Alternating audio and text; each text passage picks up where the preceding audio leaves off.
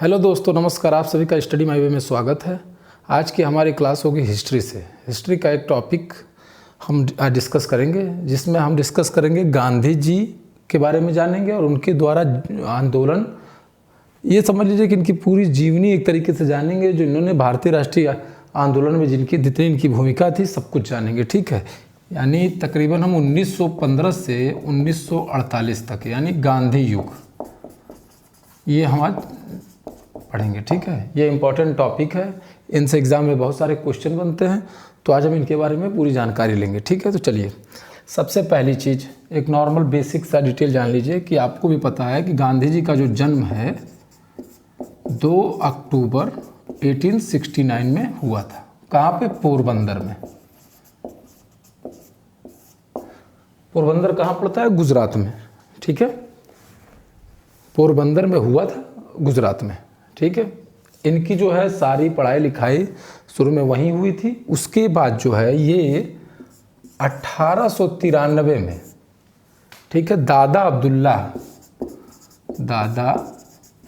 अब्दुल्ला का मुकदमा लड़ने के लिए दक्षिण अफ्रीका चले गए। और दक्षिण अफ्रीका जाने के 21 वर्ष बाद ये लौटे थे। कब?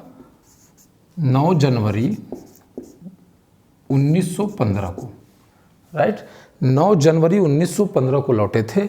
लौटने के बाद जो है 9 जनवरी को जिस डेट को लौटे थे उस दिन हम प्रवासी दिवस मनाते हैं। क्या मनाते हैं? प्रवासी दिवस। समझ गए? तो ये दादा अब्दुल्ला का मुकदमा लड़ने के लिए चले गए थे। वहाँ पे भी इन्होंने जो है, वहाँ पे गोरे काले का भेद था, वहाँ पे भी हुकूमत थी, तो एक तरीके से वहाँ पे भी इन्होंने बहुत सारे सत्याग्रह किए, बहुत सारा आंदोलन किया दक्षिण अफ्रीका में भी, वहाँ रुक कर। ठीक है, उसके बाद वो इंडिया 1915 में ये आए। अब चलिए आगे इनके बारे में डिटेल पूरा जानकारी लेते हैं। ठीक है, 1894 में अफ्रीका में ही इन्होंने नटाल इंडियन कांग्रेस की स्थापना की थी। कहाँ पे की थी? दक्षिण अफ्रीका में ही, साउथ अफ्रीका में ही। ठीक है, और जो है इंडियन ओपिनियन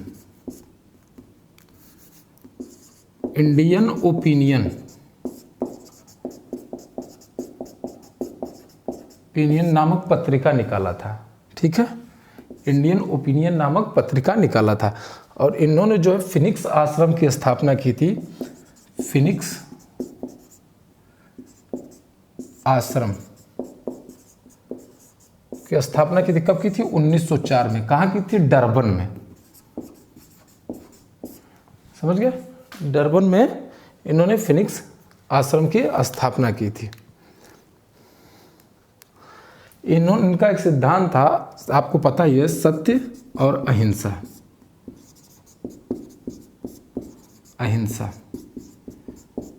इसको जो है इन्होंने राम राज्य का युगल सिद्धांत, यानी राम राज्य जिसको वो बोलते थे, उसका अर्थ ये था सत्य और अहिंसा, जहाँ और राम राज्य का युगल सिद्धांत का था। राम राज्य का युगल सिद्धांत। ठीक है, अब चलिए, इसके बाद अब ये भारत आते हैं, तो भारत के बारे में, विषय में, इनके बारे में जानिए। एक चीज़ और जान लीजिए, कभी कभी एग्जाम में पूछ देता है। लुई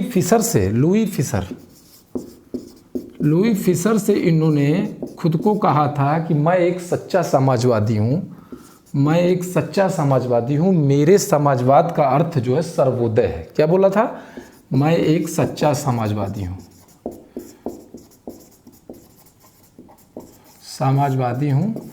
समाजवाद का अर्थ क्या था? सर्वोदय। समझ गए? चलिए आगे। जब ये भारत आए थे, भारत आने के बाद इन्होंने जो है, इनका संपर्क किससे हुआ? गोपाल कृष्ण गोखले से।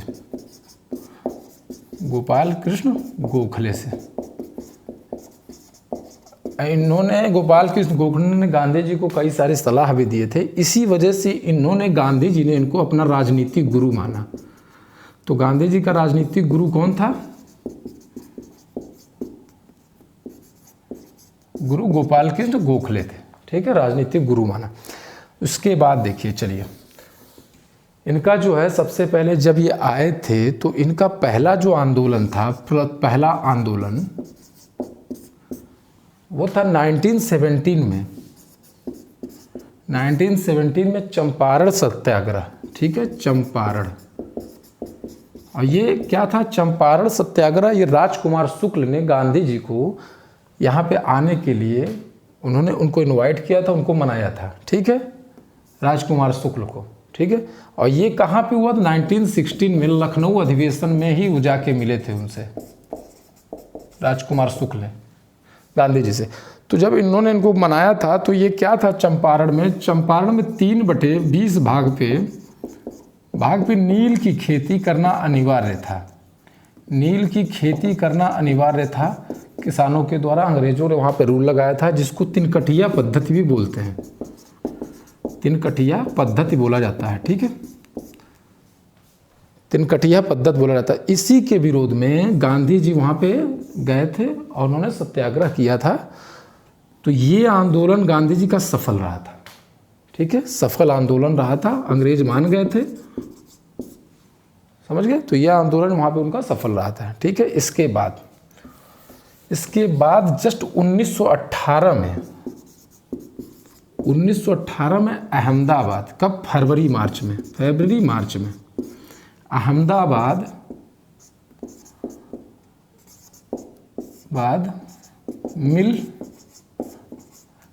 अहमदाबाद मिल में क्या था कि वहाँ पे जो प्लेग बोनस जो था वहाँ पे अंग्रेज मान नहीं रहे थे वहाँ के वर्करों को देने के लिए। तो उसके बाद वहाँ पे ये गए थे तो कुछ वहाँ पे कमेटी भी गठित हुई थी, तो 20% देने के लिए मान गए थे। मानने के बाद जो है गांधी जी वहाँ पे, ये क्वेश्चन आता, पहली बात भूख हड़ताल कहाँ की थी? अहमदाबाद में मिल हड़ताल में, ठीक है, अहमदाबाद मिल हड़ताल में भूख हड़ताल की थी। 20% मान गए थे, लेकिन गांधी जी वहाँ पे अनशन पे बैठ गए, भूख हड़ताल पे बैठ गए। तो 35% प्लेग बोनस जो है वर्करों को मिलना तय हो गया, ठीक है। तो ये भी आंदोलन सफल रहा था, समझ गए, ठीक है। इसके बाद उन्होंने जो है मार्च थी 19 मार्च 1918 में ही, ठीक है, क्रम भी है, चंपारण अहमदाबाद खेड़ा आंदोलन हुआ था। खेड़ा आंदोलन ये किसान आंदोलन था, ठीक है, किसान आंदोलन था, खेड़ा आंदोलन किसान आंदोलन था। यहाँ पे जो है वहाँ पे फसल बर्बाद हो चुकी थी बहुत कुछ, लेकिन वहाँ पे लगान के लिए अंग्रेज बार बार उनको जो है डिस्टर्ब कर रहे थे। और लगान लेने के लिए, लगान क्या ले ही रहे थे वो, जबकि फसल बर्बाद हो चुका था, सब कुछ बर्बाद हुआ था, अकाल एक तरीके से पड़ा हुआ था। तो वहाँ पे गांधी जी गए थे, ठीक है।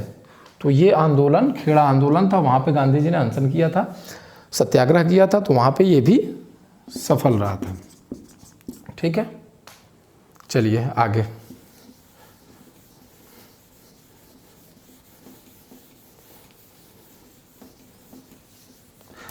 एक चीज़ और जान लीजिए, साबरमती आश्रम की स्थापना इन्होंने 1916 में की थी, ठीक है। 1916 में साबरमती आश्रम की स्थापना की थी। अब हम 1918 पे थे, तो 1919 में खिलाफत आंदोलन में इनकी सक्रिय भूमिका थी। असल ये हुआ था कि उस समय इंग्लैंड जो है प्रथम विश्व युद्ध में जीतने के बाद तुर्की पे काफ़ी दबाव बना के एक तरीके से जातियाँ कर रहा था, और प्लस वहाँ के खलीफा के अधिकार को कम कर दिया था। तो सारे विश्व के सारे मुसलमान एकजुट हो गए थे और इसका विरोध कर रहे थे। भारत में खासा इसका प्रभाव था। तो गांधी जी ने इसको एक स्वर्णिम अवसर के रूप में देखा कि यहाँ पे हिंदू मुसलमान, जो कि अंग्रेज फूट डालो और राज करो की नीति अपना ही रहे थे, तो बार बार उनको ऐसा लग रहा था। तो गांधी जी को यहाँ लगा कि हम जो है यहाँ से हिंदू मुसलमान को सब एक कर सकते हैं, एज एकता के रूप में देखा। तो पहली बात, खिलाफत आंदोलन की शुरुआत किसने की थी? अली बंधुओं ने की थी। अली बंधु कौन? शौकत अली और मोहम्मद अली, ठीक है, इन दोनों ने की थी। लेकिन इसकी अध्यक्षता किसने की थी? महात्मा गांधी ने, स्वर्णिम अवसर के रूप में देखा था, ठीक है। तो यहाँ पे खिलाफत आंदोलन की अध्यक्षता, खिलाफत आंदोलन समझ गए आप, तो स्वर्णिम अवसर के रूप में देखा था हिंदू मुसलमान एकता के लिए। तो ये था खिलाफत आंदोलन। उसके बाद 1 अगस्त 1920 असहयोग आंदोलन चलाया था, असहयोग का मतलब समझ लीजिए कि अंग्रेजों को किसी भी तरीके से, किसी भी वजह से कोई सहयोग नहीं, एक सीधा सा सिंपल ये बात है। और ये क्या था, क्यों था? असहयोग आंदोलन के समय में आपको पता है कि अंग्रेजों की जातियाँ बहुत ज़्यादा हो गई थीं। उस वक्त आपका जलियांवाला बाग हत्याकांड हुआ, जलियांवाला बाग हत्याकांड हुआ। कब हुआ? 13 अप्रैल 1919 को, ठीक है, जलियांवाला बाग हत्याकांड हुआ। उसी वक्त ये खिलाफत आंदोलन चला, ठीक है, खिलाफत आंदोलन 1919 में, ठीक है। इसी समय रौलेट एक्ट पास हुआ,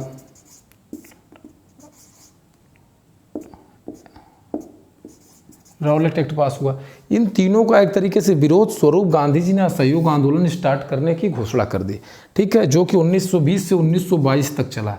अब पूरी कहानी सुनिए। जलियांवाला बाग हत्याकांड 13 अप्रैल 19 को, खिलाफत आंदोलन 1919 को, रौलेट एक्ट क्या था?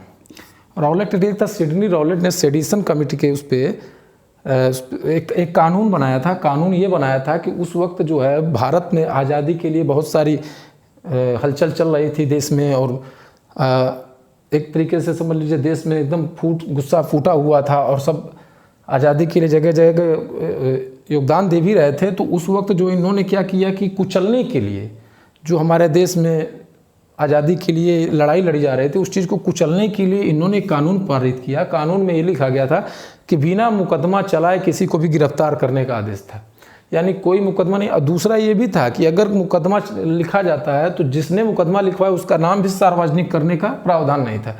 यानी एक तरीके से फंसाया गया था कि मतलब, जब कहने का मतलब अगर हम किसी पे मुकदमा लिखवाएं तो क्या पुलिस जाके बताएगी नहीं कि इन्होंने मुकदमा लिखवाया है?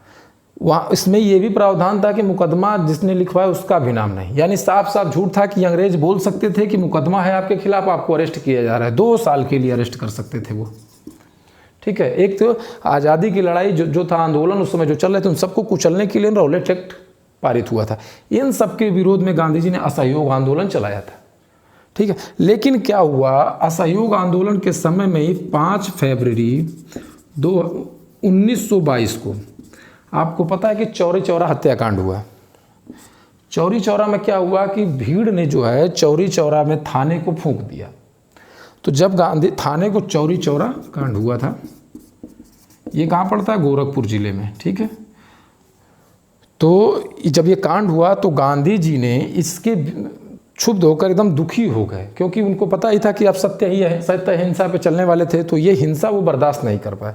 काफ़ी पुलिस वालों को जिंदा जला दिया गया। तो इसी के उसमें उन्होंने जो है आंदोलन क्या किया, स्थगित कर दिया। इसके जस्ट 6 दिन बाद यानी 11 फरवरी को आंदोलन स्थगित हो गया। समझ गए? आंदोलन स्थगित हो गया। यहां तक आप समझ गए? चलिए मिटाते हैं। इसके बाद आपका गांधी जी को आप 12 मार्च 1930 में देखिए दांडी यात्रा, ठीक है। गांधी जी ने जो है 12 मार्च 1930 को दांडी साबरमती आश्रम से दांडी के लिए निकले। यात्रा जिसको बोलते हैं 78 अनुयायियों के साथ, अपने 78 अनुयायियों के साथ निकले, और 6 अप्रैल 1930 को दांडी पहुंचकर उन्होंने नमक कानून तोड़ा था। और तोड़ने के बाद इसी दिन को इन्होंने जो है सविनय अवज्ञा आंदोलन स्टार्ट किया। सविनय अवज्ञा आंदोलन, समझ गए? सविनय अवज्ञा आंदोलन गांधी जी ने दांडी मार्च जब यात्रा की थी 12 मार्च 1930 से 6 अप्रैल 1930 तक, तो जब नमक कानून तोड़कर ही उन्होंने सविनय अवज्ञा आंदोलन स्टार्ट किया था, ठीक है। चलिए, अब सविनय अवज्ञा आंदोलन बहुत ही शुरुआती चरण में बहुत सफल रहा। तो उसके बाद क्या हुआ, 5 मार्च 1931 को गांधी इरविन समझौता हुआ। गांधी इरविन समझौता। इरविन उस समय वायसराय थे। समझौते में इसी का बहुत विरोध हुआ था कि इस समझौतों में लोग ये सोच रहे थे कि गांधी सुखदेव और राजगुरु की फांसी को रोकने के लिए भी वो गांधी जी से बात होगी, लेकिन ये नहीं हो पाया था। इसी समझौते में कुछ चीज़ें समझौता में इसमें क्या था कि राजनीतिक बंदियों को रिहा किया जाए, जिनके खिलाफ अपराध का कोई दंड ना हो, इस तरीके की उसमें बहुत प्रावधान किए गए थे। और प्लस इन्होंने इधर से मांग की थी द्वितीय गोलमेज सम्मेलन में भाग लेने के लिए बात की गई थी, क्योंकि इनको पता चल गया था कि बिना कांग्रेस के गोलमेज सम्मेलन सफल नहीं होगा। तो द्वितीय गोलमेज सम्मेलन में इन्होंने भाग लेने के लिए वो किया था। इसी समझौते के बाद राजी हुए थे गांधी जी की आप असहयोग सविनय अवज्ञा आंदोलन को हम रोक देंगे। तो ये इनके समझौते के बाद गांधी जो है 1931 में, जो कि आपको पता है 1930, 1931, 1932 तीनों गोलमेज सम्मेलन हुए थे। ठीक है, ये गोलमेज सम्मेलन हुए थे लंदन में, तीनों गोलमेज सम्मेलन हुए थे। इससे क्वेश्चन एक आता, तीनों गोल सम्मेलन में दलितों की तरफ से भीमराव अंबेडकर शामिल हुए थे। कौन? BR अंबेडकर। BR अंबेडकर शामिल हुए थे। उसके बाद ये जानिए गांधी जी द्वितीय गोलमेज सम्मेलन में भाग लिए थे, सिर्फ कांग्रेस ने दूसरे में भाग लिया था। ठीक है, भाग लेने के बाद ये सफल नहीं रहा था, तो फिर वापस आके सविनय अवज्ञा आंदोलन इन्होंने स्टार्ट किया था। लेकिन क्या प्रावधान था ये समझिए। द्वितीय गोलमेज सम्मेलन में जो है इन्होंने अंग्रेजों की आदत थी शुरुआत से फूट डालो राज करो। ठीक है, पहले हिंदू मुसलमानों में किया, फिर हिंदू में किया। इन्होंने क्या किया, दलितों के लिए पृथक निर्वाचन जो है इन्होंने सीटें दी कि मतलब दलित जहाँ से खड़ा होगा वहाँ पे सिर्फ दलित ही वोट करेगा, दलित निर्वाचन के लिए वो बना दिया। तो गांधी जी बहुत दुखी हुए, इस बात को मानने के लिए तैयार नहीं थे, वो चले आए। फिर उसके बाद जो है पूना पैक्ट होता है, पूना पैक्ट होता है। ठीक है, पूना पैक्ट होता है। तो पूना पैक्ट जब होता है, पूना पैक्ट इसमें नहीं होता है एक तरीके से, हाँ, जिसको कम्युनल अवार्ड बोलते हैं। ठीक है, कम्युनल अवार्ड बोलते हैं। 16 अगस्त 1932 को रैमजे मैकडोनाल्ड जो थे, मैकडोनाल्ड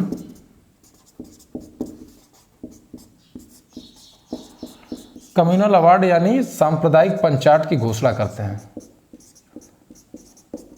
सांप्रदायिक पंचायत की घोषणा करते हैं। इसमें जो है दलितों के लिए अलग से वोटिंग का अधिकार, यही सब बातें की थी। गांधी जी बहुत दुखी होते हैं। तो गांधी जी दुखी होते हैं तो 24 सितंबर 1932 को गांधी और अंबेडकर के मध्य पूना पैक्ट होता है, यानी पूना समझौता होता है। ठीक है, पूना पैक्ट होता है। इस पूना पैक्ट में ये बात की जाती है कि चलिए दलितों के लिए जो इनकी सीटें और बढ़ा दी जाती हैं। ठीक है, दलितों के लिए सीटें बढ़ा देते, प्रांतीय विधानसभाओं के लिए भी और उनके लिए भी क्या कहते हैं, सीटें बढ़ा दी गई। लेकिन ये कहा गया कि दलित निर्वाचन क्षेत्र से दलित ही खड़ा होगा, लेकिन वोटिंग सभी करेंगे। अब देखिए यहाँ पे दिमाग सोचिए कि अगर दलित के चुनाव में केवल दलित ही वोट करेगा तो ये एक अलग टॉपिक हो गया, लेकिन अगर दलित के चुनाव में सभी जातियाँ करेंगी तो एकता भी कायम रहेगी। ठीक है, क्योंकि भाई दलित कोई खड़ा है तो उसको ब्राह्मण भी वोट दे, क्षत्रिय भी वोट दे, सारी कास्टें वोट दें, तो एक अलग बात होगी, उससे एक अच्छी बात होगी। तो यहाँ पे पूना पैक्ट में ये साबित किया जाता है कि 24 सितंबर 1932 को गांधी और अंबेडकर के मध्य पूना पैक्ट होता है। ठीक है, उसके बाद चलिए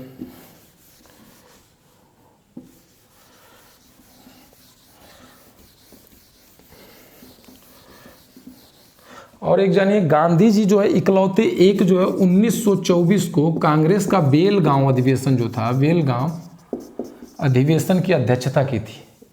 ठीक है, बेलगांव अधिवेशन की अध्यक्षता की थी गांधी जी ने। ठीक है, गांधी जी ने जो है 8 अगस्त 1942 को भारत छोड़ो आंदोलन स्टार्ट किया था, भारत छोड़ो आंदोलन स्टार्ट किया था। ठीक, अंग्रेजों भारत छोड़ो आंदोलन स्टार्ट किया था, ये समझ गए। चलिए इतना हो गया।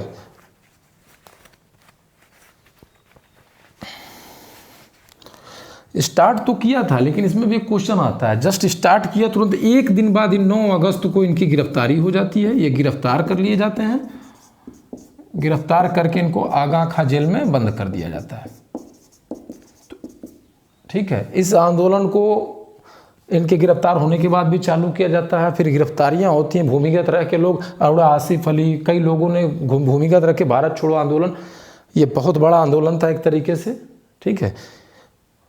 उसके बाद इनको गिरफ्तार करें, फिर भी ये आंदोलन चलता रहता है, ठीक है। इस आंदोलन के बाद से कोई भी जो है गांधी जी का कोई भी नीचे 48 तक कोई वो ज़्यादा योगदान नहीं रहा। फिर 1947 में हम आज़ाद हो जाते हैं, आज़ादी होती है, ठीक है। फिर 30 जनवरी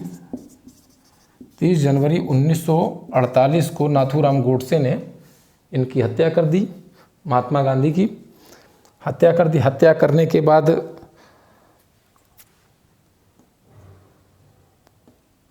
कई लोगों ने बहुत सी चीज़ें कही। सबसे पहली बात, अब ये इनके बारे में कुछ चीज़ें और जान लीजिए, कुछ क्वेश्चंस आते हैं, ठीक है। क्वेश्चन आते हैं कि पहला चीज़ ये जानिए कि इनका राजनीतिक गुरु कौन था। आपको ऊपर बताया हमने, गोखले थे, ठीक है। हरिजन नाम पत्रिका का संपादन कौन किया था, तो महात्मा गांधी ने किया था, ठीक। हरिजन भी महात्मा गांधी ने। महात्मा की उपाधि इनको किसने दी थी? महात्मा की उपाधि, क्वेश्चन एक आया था, महात्मा की उपाधि किसने दी थी और कब? महात्मा की उपाधि टैगोर ने दी थी। कौन? रविन्द्रनाथ टैगोर ने दी थी। तो टैगोर ने कब दी थी? वो आपकी दी थी 1917 में चंपारण सत्याग्रह के समय, ठीक है। चंपारण सत्याग्रह। राष्ट्रपिता किसने कहा था इनको? राष्ट्रपिता कहा था सुभाष चंद्र बोस ने। सुभाष चंद्र बोस ने राष्ट्रपिता कहा था। अधनंगा फकीर किसने कहा था? अधनंगा फकीर कहा था चर्चिल ने। समझ गए? चर्चिल ने कहा था। वन मैन बाउंड्री फोर्स किसने कहा था? वन मैन बाउंड्री फोर्स किसने कहा था? ये कहा था माउंटबेटन ने। माउंटबेटन ने, ठीक है। इनके विषय में जितना हमने बताया है, समझ गए, तो शायद कुछ छूटा नहीं होगा। अगर थोड़ा बहुत आप पढ़ेंगे तो आपको अगर छूटा होगा तो मिलेगा, लेकिन इतना क्वेश्चन आता है, ठीक है, पूरी गांधी जी के बारे में। अब इन सब के बारे में डिटेल में पढ़ाने के लिए तो बहुत बड़ा वीडियो हो जाता, चूँकि हम इनका योगदान बता रहे थे कहाँ पर क्या क्या है, तो वो सब सारी चीज़ें हमने बता दी हैं। एक बार ध्यान से देख लीजिएगा, ठीक है। इससे क्वेश्चन आते हैं, गांधी नेहरू, ये तो सिलेबस में भी होता है, तो एक बार ज़रूर देखिएगा अच्छे से और पढ़ लीजिएगा, और बुक का भी इस्तेमाल करिएगा बाद में। जहाँ कुछ छूटा होगा तो वो आपको मिलेगा, बाकी वैसे कुछ छूटा नहीं है, ठीक है। ठीक है, फिर बहुत बहुत धन्यवाद आपका। देख जरूर लीजिएगा एक बार आप। Thank you so much.